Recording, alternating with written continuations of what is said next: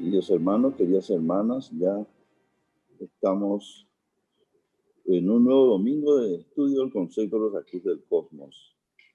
Y hoy vamos a ver dentro del capítulo 17 los métodos para adquirir el conocimiento directo. Vamos a ver gran parte de lo que nos trae Max Heindel. Y en este gráfico podemos ver, para ubicarnos, a los 7 planos cósmicos, comenzando desde el 7º plano cósmico, en el cual está todo nuestro sistema solar, con el Dios de nuestro sistema solar y los 7 mundos, a partir del mundo de Dios hasta el mundo físico, en el cual somos muy conscientes. Luego del 7º está el 6º, 5º, 4º, 3º, 2º y primer plano cósmico, en donde está el Ser Supremo, con sus 3 aspectos: poder, el verbo y movimiento. Y compenetrando todo, tenemos al absoluto, la existencia una, un ser ilimitado, la raíz de toda existencia. También en la filosofía rosacruz-cristiana vemos que tenemos 7 grandes días de manifestación, 7 periodos, y estamos viviendo actualmente el periodo terrestre después de haber dado 3 revoluciones y media en torno a estos globos. Estamos en el globo de el planeta Tierra y vemos acá que hubieron 5 épocas y estamos en la 5ª época. Faltan venir todavía la 6ª y la 7ª época para completar este globo y continuar la vuelta en torno a los globos. También acá Marcén nos presenta la constitución décuple del hombre a partir del cuerpo denso, que lo vemos acá, el cuerpo vital que lo rodea, el cuerpo de deseos, el ovoide, y el eslabón de la mente que conecta a los cuerpos con el espíritu, que tiene 3 aspectos como triple espíritu. Y con el actuar de los cuerpos, guiado por el espíritu, el yo superior, se va desarrollando una triple alma.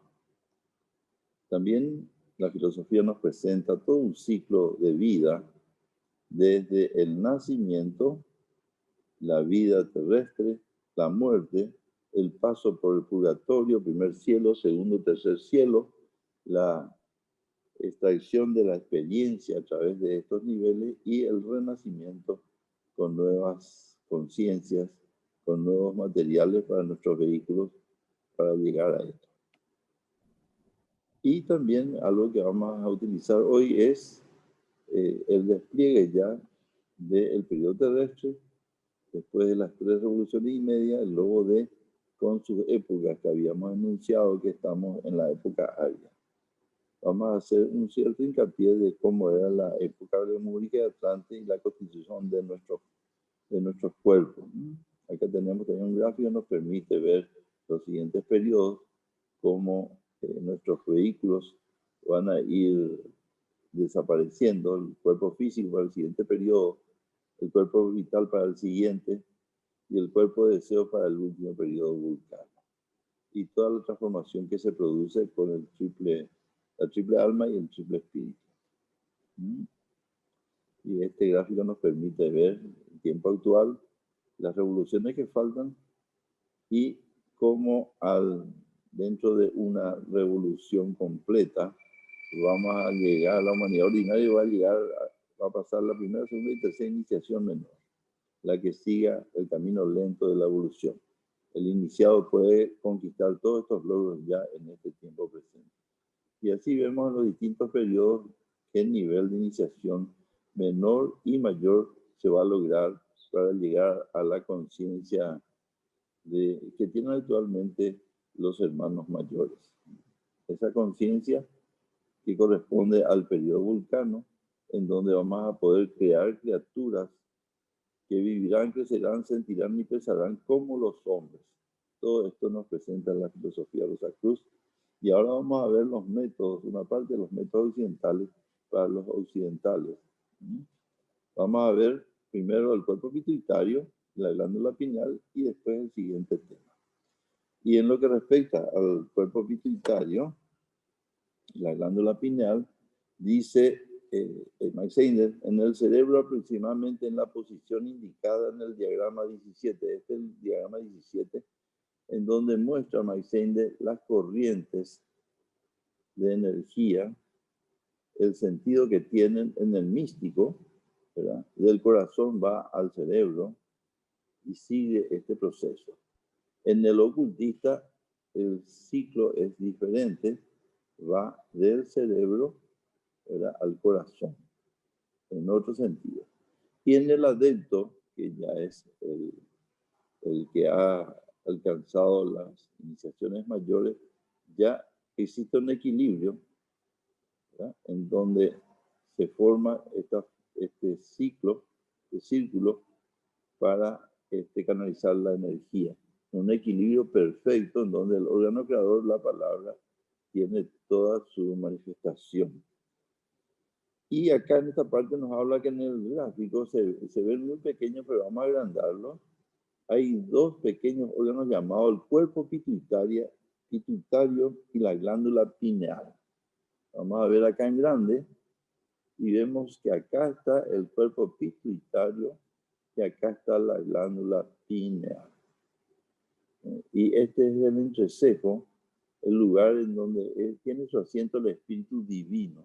El espíritu divino, uno de los tres aspectos del hombre, esa chispa de Dios que somos nosotros, tiene tres aspectos. El siguiente es el pituitario, el asiento es la glándula pituitaria, y el tercer asiento del espíritu humano es la glándula pineal. O sea que el triple espíritu está asentado en estos tres puntos, pero vamos a hacer hincapié en estos dos hoy acá, llamados cuerpo pituitario y glándula pineal. Dice que el hombre que desarrolla conscientemente esa facultad espiritual controla la vibración de los dos pequeños órganos denominados glándula pineal y cuerpo pituitario por medio de la voluntad, y por consiguiente dicha facultad está siempre a su disposición. Acá en este gráfico vemos nuevamente entonces la posición de la glándula pituitaria y de la glándula pineal. La ciencia médica no sabe casi nada, decía Max Sender allá en la década de 1910. No sabe casi nada acerca de ellos, así como tampoco de otras glándulas del cuerpo. Aquella denomina la glándula pineal el tercer ojo atrofiado, pero sin embargo ni la una ni el otro están atrofiándose a la visión del clarividente y del iniciado. Esto es manantial de perplejidades para los científicos, pues la naturaleza no conserva nada inútil. En todo el cuerpo encontramos órganos que están desarrollándose o atrofiándose, siendo estos algo así como piedras milenarias en el sendero que el hombre ha seguido, hasta llegar a su estado actual de desenvolvimiento, indicando estas los futuros perfeccionamientos y desarrollos. Por ejemplo, los músculos de los animales que los animales emplean para mover las orejas se hallan también en el hombre, pero como se están atrofiando, muy pocas personas pueden moverlas. El corazón pertenece a la clase de los que prometen desarrollo futuro y, como ya indicamos, se está convirtiendo en un músculo voluntario. Sabemos que el corazón está viniendo de un estado de músculo involuntario por su conformación, pero a través del desarrollo espiritual y la evolución de la humanidad se va yendo, mejor dicho, hacia ser un músculo voluntario. El cuerpo pituitario y la glándula pineal pertenecen a otra clase de órganos que actualmente ni degeneran ni se desarrollan, sino que están en un cierto letargo. En un pasado lejanísimo, cuando el hombre estaba en contacto con los mundos internos, esos órganos eran el medio de ingreso a ellos y tornarán a servir con igual propósito en un estado ulterior. Estaban relacionados con el sistema nervioso simpático o involuntario. Acá estamos viendo el sistema simpático y el parasimpático. Y los órganos estaban relacionados directamente con el simpático, ¿verdad? Eso le daba al hombre una cierta clarividencia involuntaria, pero ahora, debido a la conexión que tenemos con el cerebro, con el sistema cerebroespinal, vamos a ir poniéndonos nuevamente en contacto con los mundos espirituales, pero ya va a ser a voluntad. Bien compleja es la fisiología, la anatomía de los cuerpos, el cuerpo vital, el cuerpo de deseo, que tienen su correlación con el cuerpo físico. El hombre veía en aquel tiempo entonces los mundos internos como en el periodo lunar. Y última parte de las épocas lemúrica y atlante. Acá tenemos la época lemúrica, cuando por primera vez existieron razas y tuvimos una presencia muy parecida a los antropoides actualmente, que a partir de la mitad de esa época se comenzó a producir la separación de los sexos para poder después, al final de esta época, tener ya los sexos separados y ya el comienzo de la construcción de la laringe y del cerebro.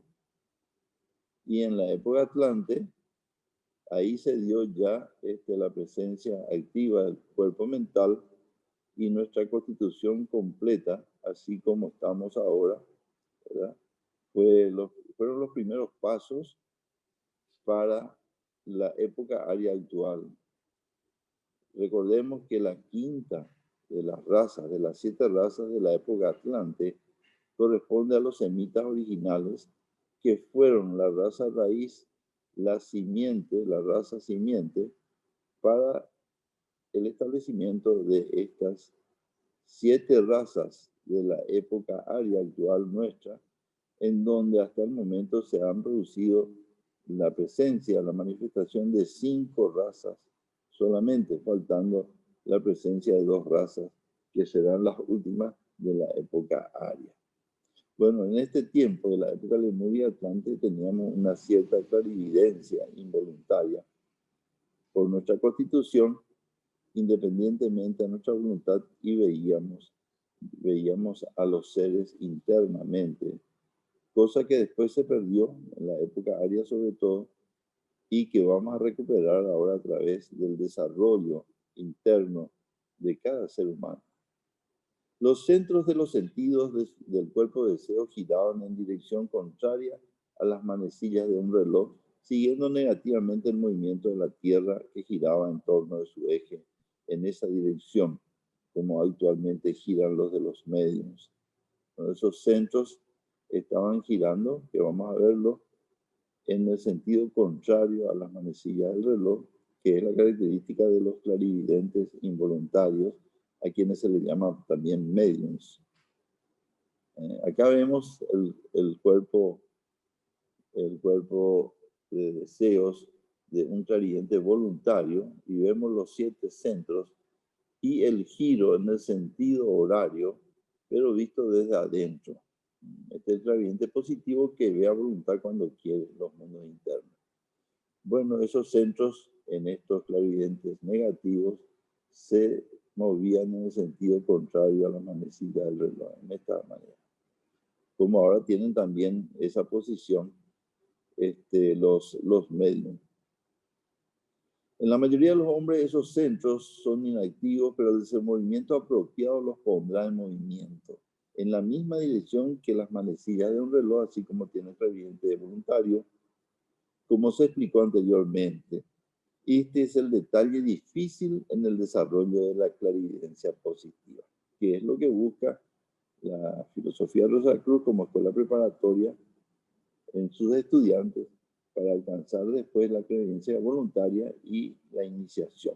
El desarrollo de la mediunidad es mucho más fácil porque es sencillamente una revivificación de la función negativa que poseía el hombre del antiquísimo pasado. Hablábamos de la época lemúrica y la época atlante. Función que se retuvo por medio de la endogamia, cuando nos reproducíamos en familias, en clanes, en tribus. se conservaba esa carina. En nuestros medios actuales esa facultad es intermitente, lo que explica por qué pueden ver algunas veces y otras no, sin razón alguna aparente para ello, cosa que no se explica a no ser a través de esta filosofía. Ocasionalmente el intenso deseo del cliente le permite ponerse en contacto con la fuente de información que está buscando, en cuyas ocasiones el medium, ¿verdad? El medium que está trabajando, usando la mediunidad para cobrar dinero. En casos así, el medium ve correctamente, pero no siempre se portan honestamente. Sus gastos de local y otros han de pagarse, así que cuando el poder sobre el cual no tienen el menor dominio consciente les falta, acuden al fraude y dicen cualquier absurdo que se les ocurra para satisfacer a su cliente y no perder su dinero, desacreditando en esa forma lo que ve realmente en otras ocasiones. El que aspira a la verdadera visión y discernimiento espiritual debe ante todo dar pruebas de desinterés, porque sabemos que el clarividente no puede lucrar con su facultad clarividente.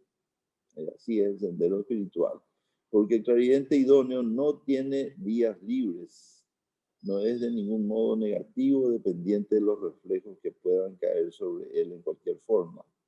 Puede mirar en cualquier momento hacia donde quiera y ver los pensamientos y los planes de los demás, siempre que dirija su atención especialmente a ellos y no en caso contrario. Continúa la explicación de la mano de nuestro querido hermano presidente. Queridas hermanas y queridos hermanos, continuando entonces con esta lección maravillosa, el cuerpo pituitario y la glándula pineal, estos dos órganos que tenemos, como dice Max Heindel, que están en estado latente, ¿verdad? En este momento no se están desarrollando, a menos que alguien se aboque a la tarea espiritual. Ese desarrollo que debemos hacer todos y cada uno de nosotros en nuestro desarrollo, así como desarrollamos nuestros músculos, nacemos en el plano físico, aprendemos a manejar la materia, tenemos que aprender a desarrollar esos órganos en una forma proporcional al esfuerzo que hagamos en ese sentido.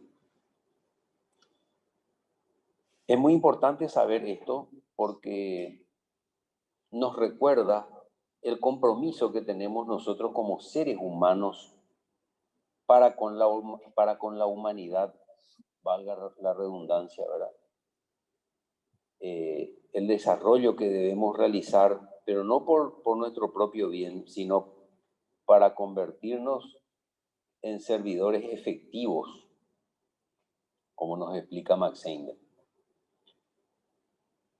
La lección dice así, la continuación de lo que nos explicara el querido hermano secretario, ¿verdad? Dice, los grandes peligros que entrañarían para la sociedad el uso indiscreto de ese poder si estuviera en manos de cualquier individuo son fácilmente comprensibles.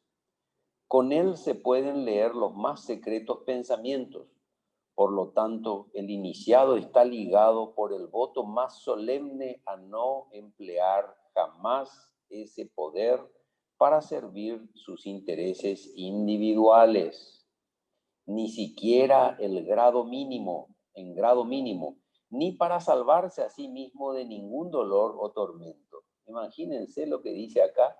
Y en el último párrafo que leyera el hermano, o que explicara el hermano, hay algo importante que dice, el que aspire a la verdadera visión y discernimiento espiritual debe, ante todo, dar pruebas de desinterés. No pondrá en la balanza contra el vil metal, porque el clarividente idóneo no tiene días libres.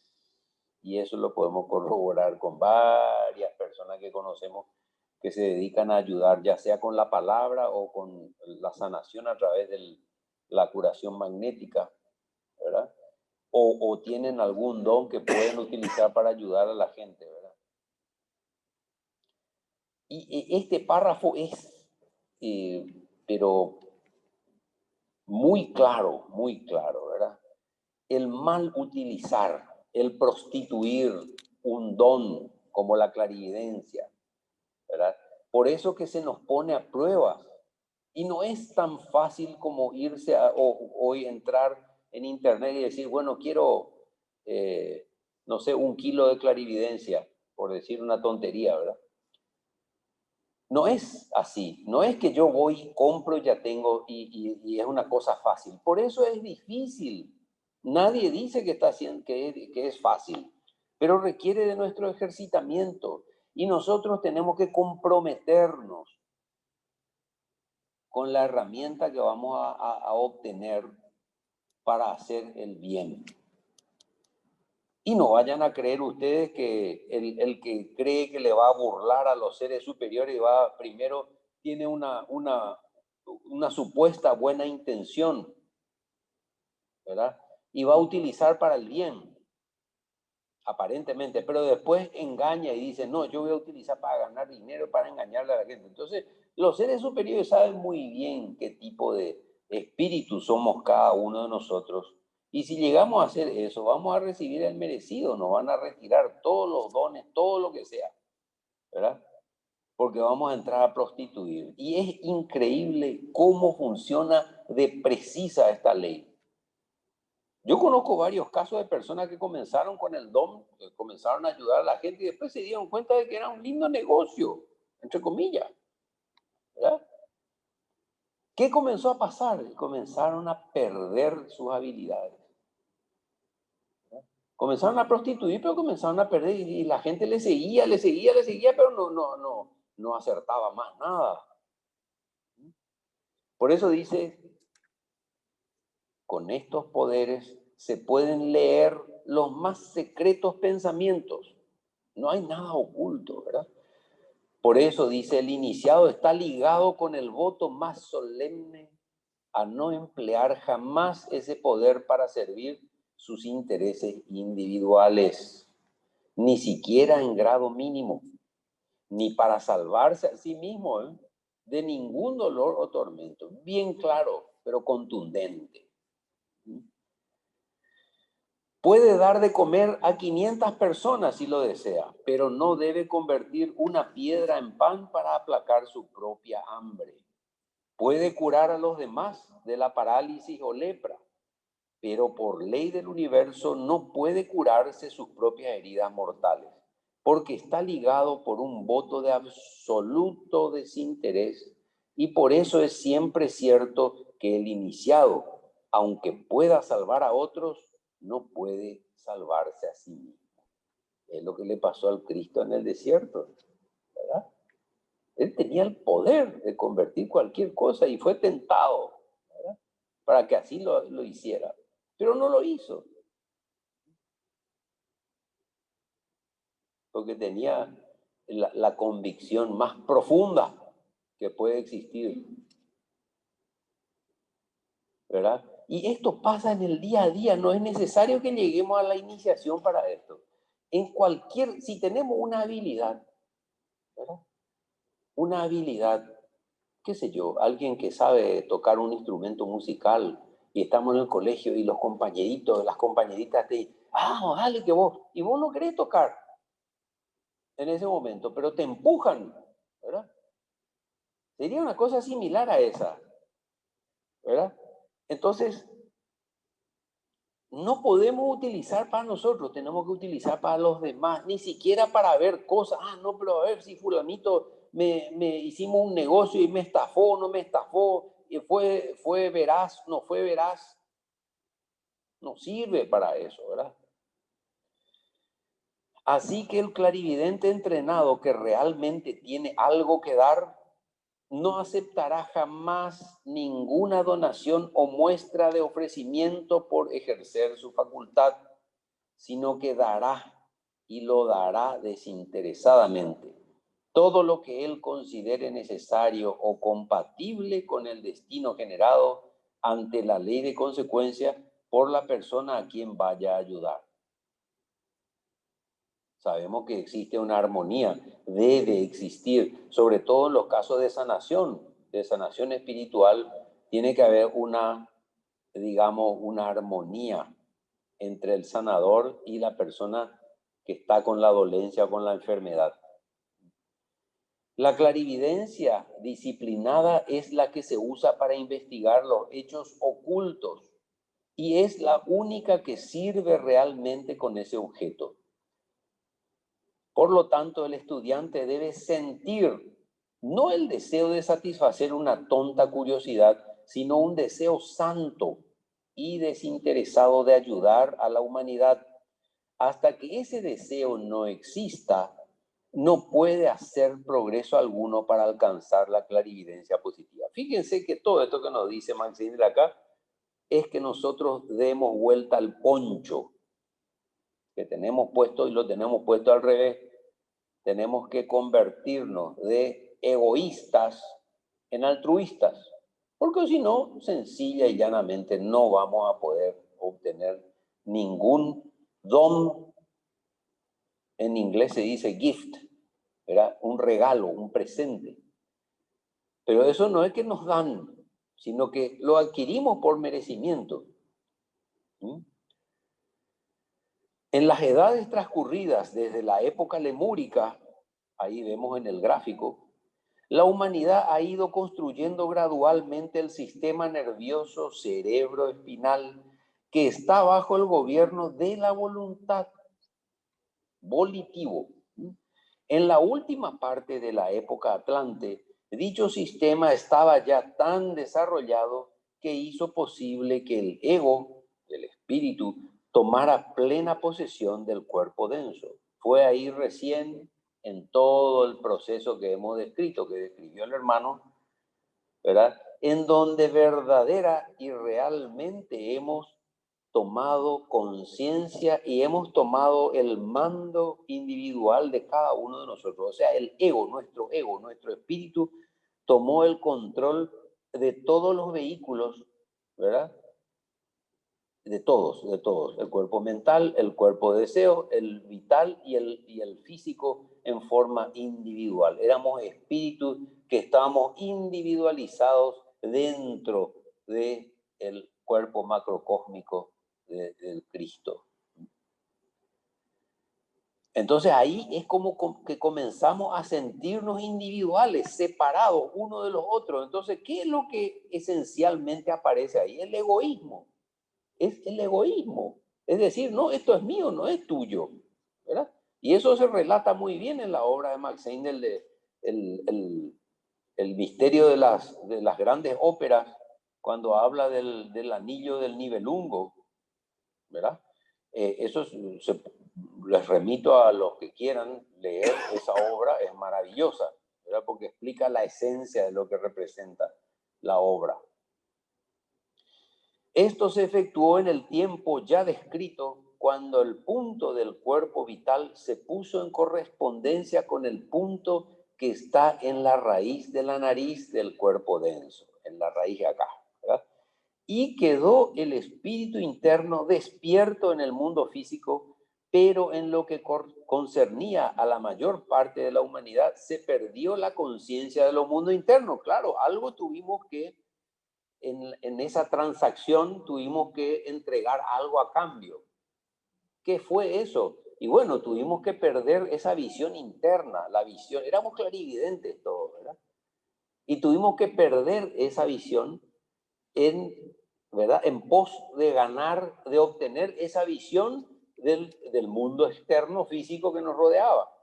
Porque anteriormente teníamos el órgano, así como la glándula pineal o algo que estaba mucho más desarrollada, porque después se fueron atrofiando hasta el nivel en que estamos ahora, ¿verdad? Y ese centro era algo que nos advertía, eran como sensores, nosotros no veíamos el mundo externo. Ante un peligro, ante qué sé yo, un volcán, lo que sea, nos advertía de que había una fuente muy fuerte de calor. Desde entonces, la conexión entre la glándula pineal y el cuerpo pituitario con el sistema nervioso cerebroespinal se ha ido realizando lentamente y ya está completa. Hoy, ¿verdad? Fíjense que esto lo escribió Max Sindel hace 110 años, más, ¿verdad? Para volver a obtener el contacto con los mundos internos, todo lo que hay que hacer es despertar de nuevo el cuerpo pituitario y la glándula pineal. Cuando se realiza esto, el hombre posee nuevamente la facultad de percibir los mundos superiores, pero en mayor escala que antes, porque ahora estará en relación con el sistema nervioso y voluntario, y por consiguiente bajo el dominio de la voluntad, porque antes era involuntario. Esa visión que teníamos no era que veíamos cuando queríamos, ¿verdad? Eran chispazos. En cambio ahora, si adquirimos estas habilidades espirituales, que como les dije al comienzo, es algo que tenemos que desarrollar, es algo que todos debemos desarrollar, porque es como ir preparándonos para la edad futura. Y en la edad futura tenemos que tener ciertas cosas para poder manejarnos. Una de ellas va a ser la clarividencia. Y en este caso va a estar bajo el poder volitivo de cada uno de nosotros, bajo nuestra voluntad. Por medio de esa facultad perceptora se le abrirán todas las fuentes de conocimiento y tendrá a su servicio un medio para adquirirlo, comparado con el cual todos los demás métodos de investigación no son más que juguetes de niños.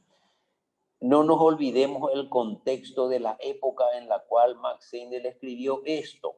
Fíjense que hoy por hoy tenemos Internet y estamos extasiados, maravillados de lo que es Internet.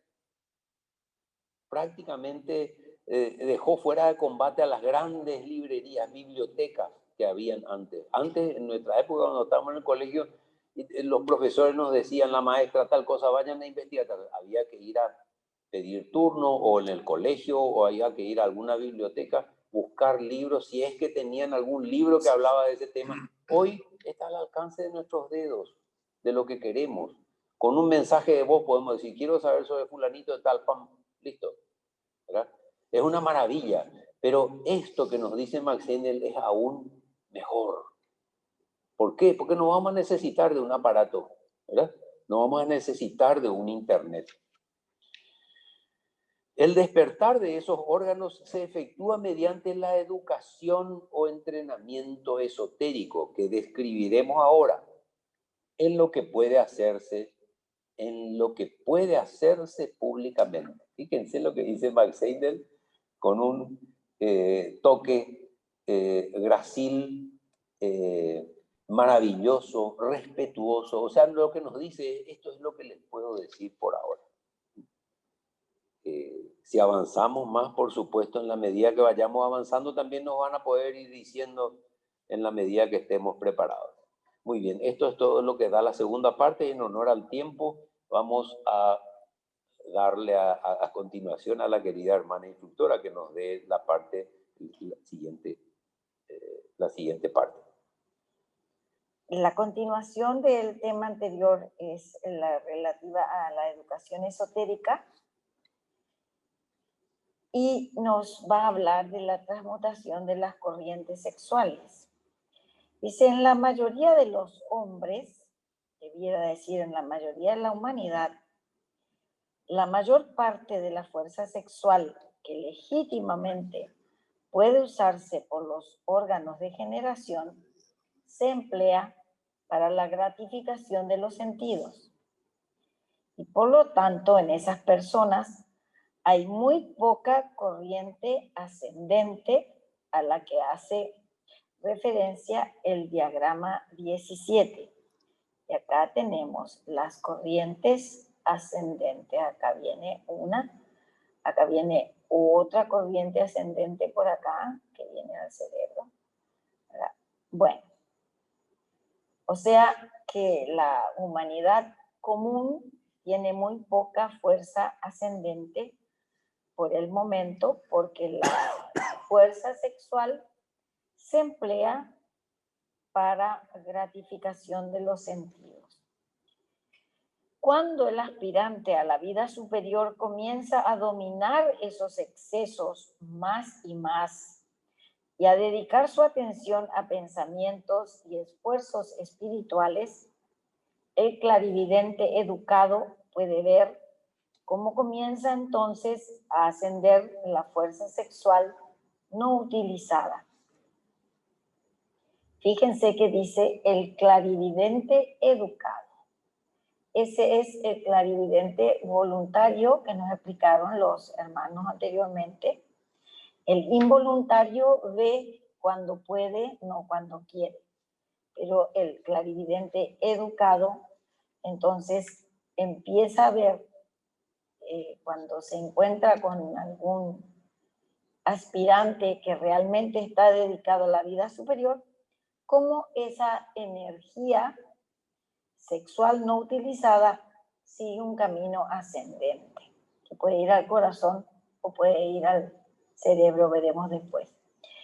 Surge entonces hacia arriba en volumen cada vez mayor, siguiendo el sendero indicado por las flechas en el diagrama 17, que es el diagrama que estamos viendo, atravesando el corazón y la laringe o directamente entre el cuerpo pituitario y la glándula pineal, acá viene, ¿verdad?, hasta ese punto oscuro en la raíz de la nariz, donde el silencioso vigilante, acá está el silencioso vigilante, ¿ah? Acá nos muestra la raíz de la nariz, quedó un poquito desfasado, pero la nariz de la nariz, la raíz de la nariz. El silencioso vigilante, el más elevado espíritu, tiene su templo. O sea, ahí está el ego. Esas corrientes no siguen generalmente uno de los caminos indicados en el diagrama, con exclusión del otro, sino que generalmente un volumen mayor de corriente sexual pasa por uno de ellos de acuerdo con el temperamento del aspirante. Digamos que hay todavía una especie de selección de acuerdo a la naturaleza del aspirante.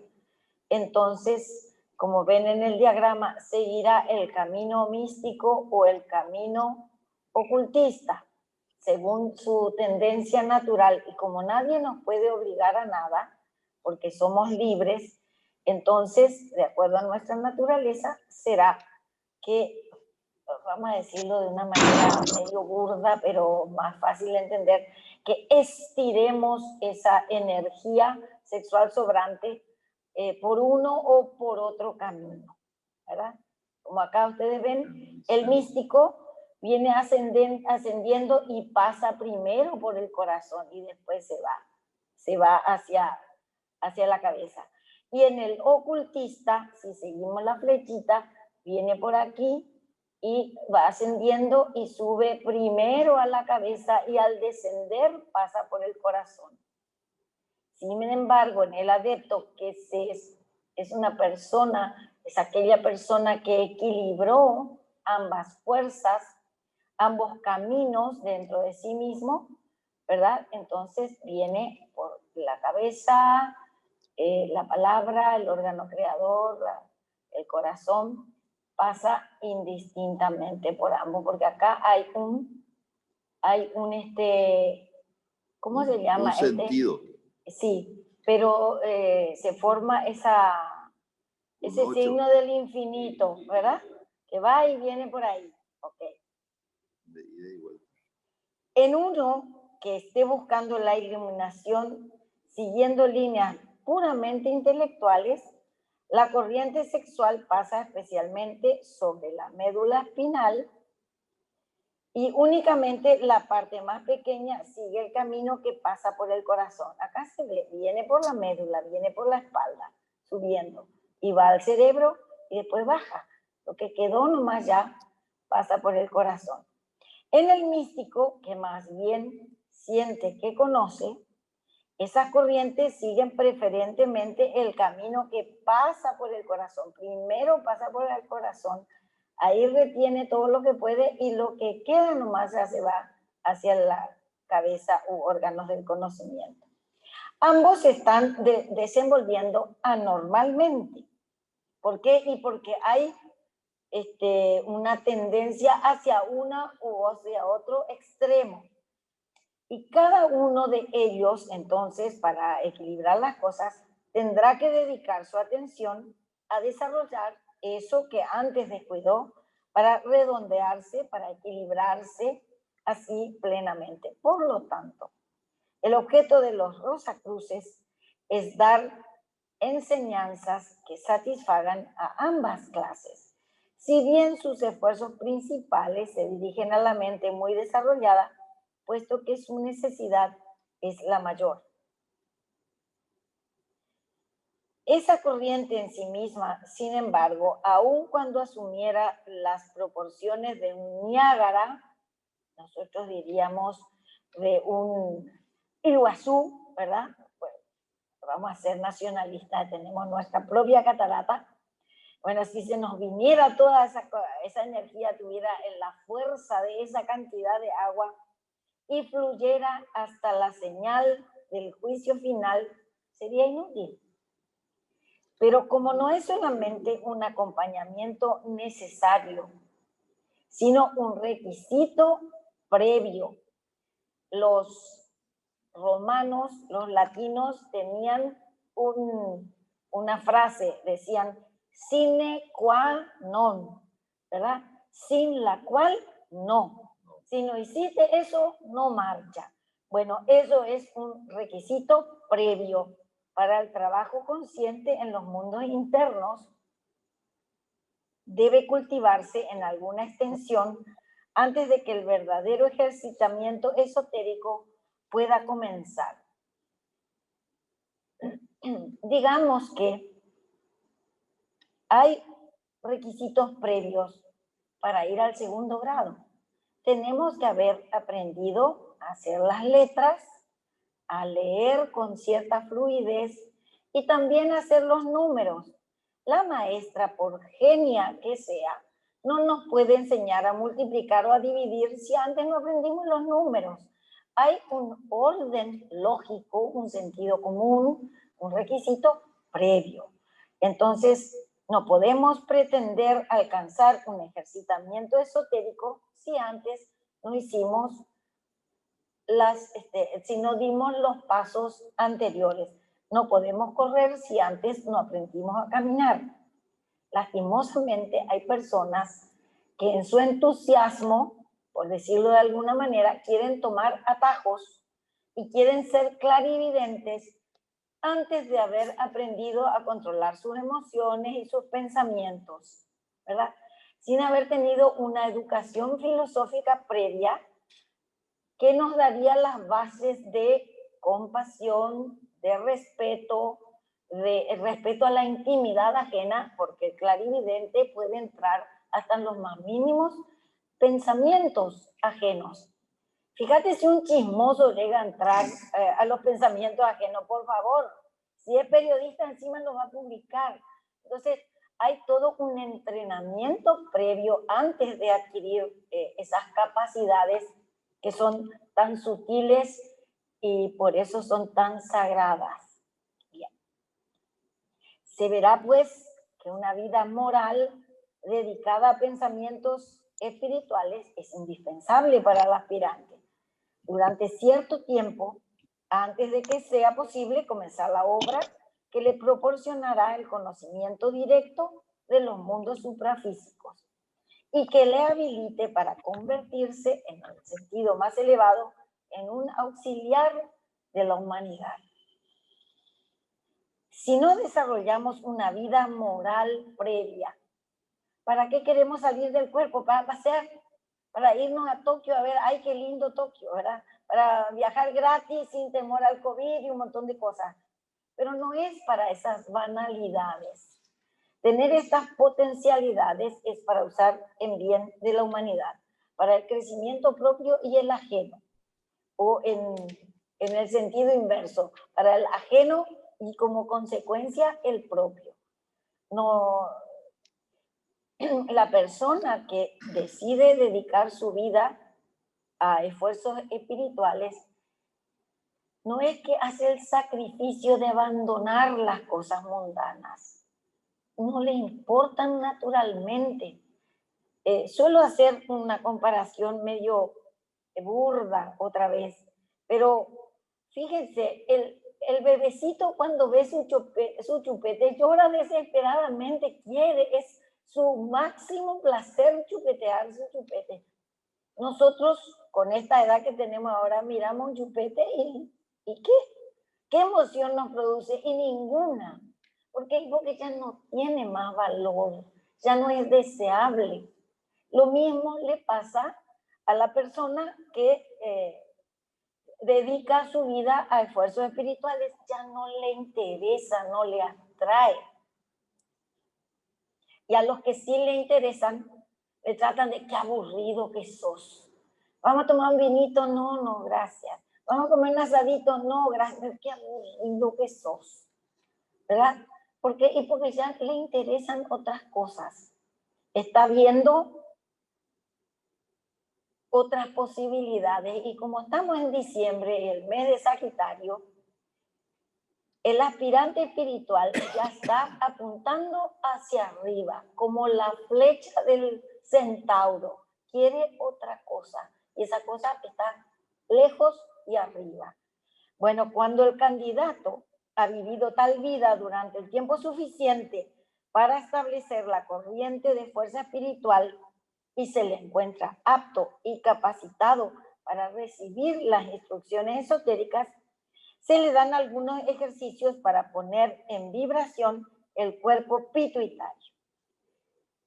A mí a un tiempo me confundía un poco este cuerpo pituitario, porque cuando estudiamos anatomía, por lo menos en el Paraguay, en los libros le llaman hipófisis, que es la glándula directora, así decía mi profesor, me estoy acordando de él, es la directora de la orquesta de las glándulas endocrinas.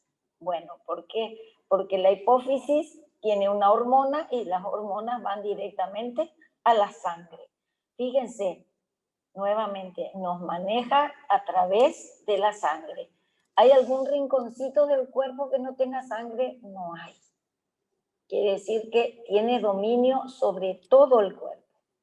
Bueno, cuando entonces hemos vivido una vida, un tiempo suficiente, no es un día, ¿verdad? Como una moda, no, es una disciplina. Hay un cambio en esa persona. Cuando los hermanos instructores espirituales ven ese cambio, cuando ven el fosforito que se prendió, esa lucecita espiritual que se ve en los mundos superiores, dicen, este está listo para recibir las instrucciones esotéricas y le dan una serie de ejercicios que Max Engel no nos cuenta porque nosotros no estamos listos, evidentemente, y no es para ponerlo en un libro. Entonces, los ejercicios son para poner en vibración el cuerpo pituitario. Esa vibración hace que el cuerpo pituitario choque y desvíe ligeramente a la línea de fuerza más próxima. O sea, cualquiera de los dos caminos que se hayan seguido, tanto para el místico como para el ocultista. Esta, a su vez, choca con la próxima a ella. Y así continúa el proceso hasta que la fuerza de vibración se agota.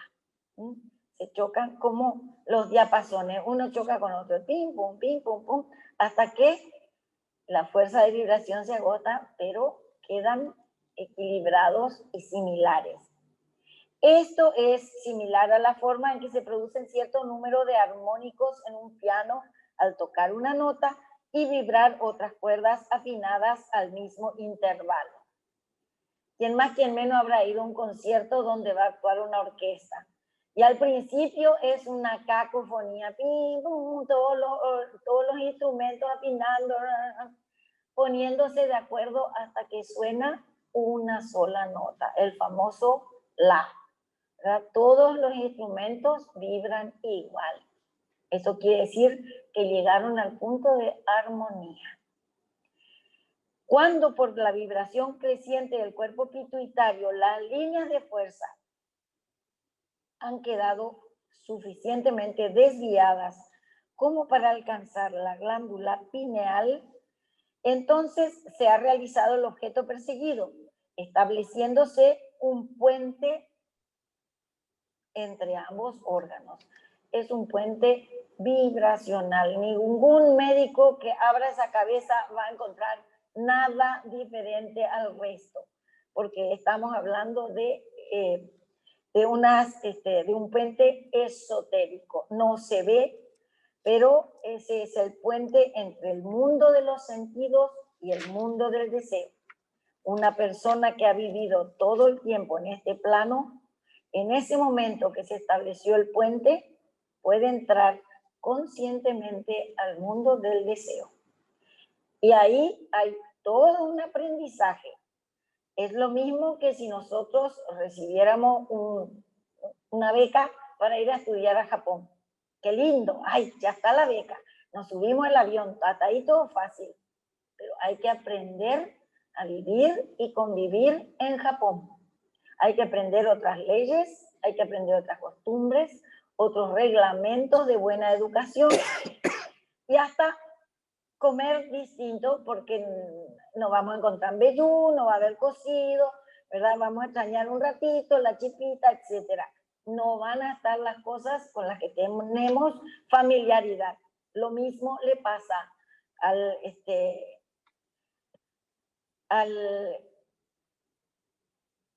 persona, al espiritualista que ingresa recién al mundo del deseo. Desde entonces, dice, volvamos al puente, queda construido. El hombre se hace clarividente y puede dirigir su mirada a voluntad.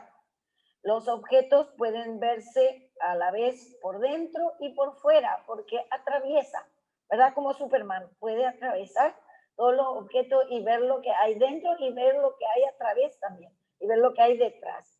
Para él el espacio y la densidad como obstáculos para la observación han dejado de existir.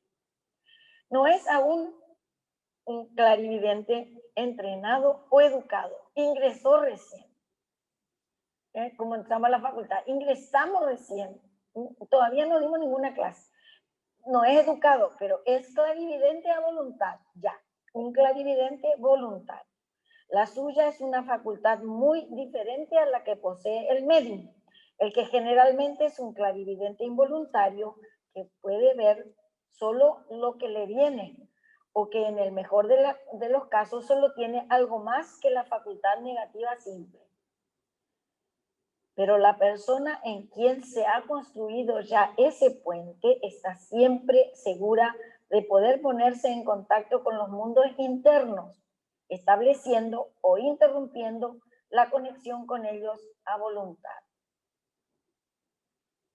Pero esa persona, por el tipo de vida que llevó para llegar a esto, no va a poner en su casa un cartelito, se lee la buena fortuna, te vas a casar, cosas por el estilo, viajaré hoy. No va a malgastar sus dones, como dijo anteriormente el hermano presidente. No le pasa por la cabeza. Ya no está en, la gente joven diría, está en otra onda. Ya no le interesa beneficiarse económicamente. El observador aprende gradualmente a gobernar la vibración del cuerpo pituitario de manera que pueda ponerse en contacto con cualquiera de las regiones de los mundos internos que desee investigar. La facultad está completamente bajo el dominio de su voluntad. La facultad. No es necesario ya para él ponerse en trance o hacer algo anormal para elevar su conciencia hasta el mundo del deseo. Le basta con querer ver simplemente y ve, pues ya tiene la facultad.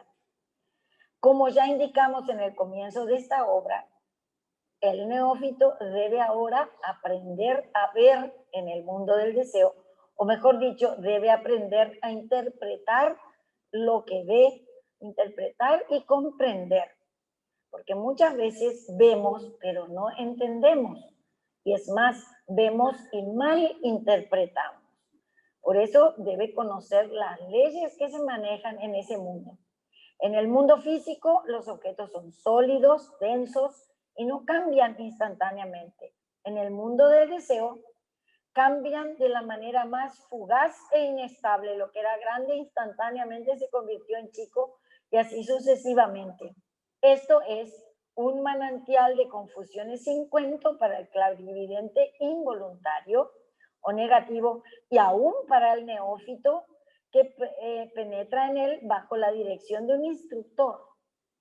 Pero sus instrucciones colocan bien pronto al discípulo en un punto tal desde el cual la forma puede cambiar todo lo que quiera. Pero el neófito que empieza a dejar de ser neófito, ¿verdad? Que empieza a estar entrenado, puede percibir la vida que produce ese cambio y sabe por qué es, a pesar de todos los cambios posibles que la alteren. Llega un momento en que ya ve, entiende y comprende. Entonces, los seres traviesos del mundo de deseos ya no lo pueden engañar más. Hay también otra distinción importantísima que hacer. El poder que le permite a uno percibir los objetos de un mundo no es idéntico al poder entrar en un mundo, ¿verdad? Todavía no funciona en él. Puede ser clarividente, puede ver, pero para entrar tiene que salir conscientemente del cuerpo. Y todavía no estamos hablando de eso. El clarividente voluntario, aun cuando haya recibido algún entrenamiento y pueda distinguir lo verdadero de lo falso en el mundo del deseo, está prácticamente en la misma relación como un prisionero tras la enrejada ventana que lo separa del mundo externo. Puede verlo, pero no puede funcionar en él todavía. Por lo tanto, la educación o ejercitamiento esotérico no solamente abre la visión interna del aspirante, sino que a su debido tiempo, persistiendo en el esfuerzo, se le dan los ejercicios que le suministran un vehículo en el cual puede funcionar en los mundos internos de una manera perfectamente consciente. Pero para eso hay otros pasos que debe dar y que serán las próximas lecciones. Muchas gracias, eso es todo.